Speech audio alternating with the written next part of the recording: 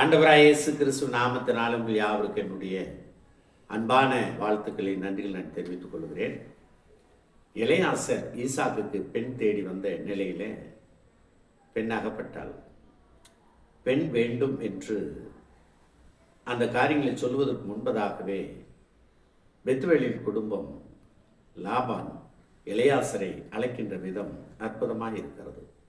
கர்த்தரால் ஆசீர்வதிக்கப்பட்டவரே உள்ளே வாரும் என்று அழைக்கிறார்.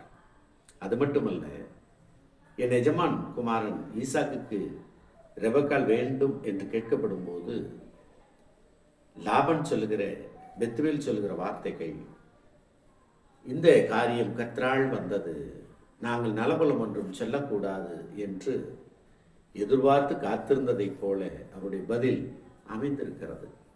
இதையெல்லாம் கேட்டபோது எலெயாசர் கர்த்தரை குனிந்து பணிந்து கொண்டான் என்று நாம் அறிகின்றோம். எலெயாசர் நல்ல பெண் கிடைத்தது என்று பணிந்து கொண்டானா?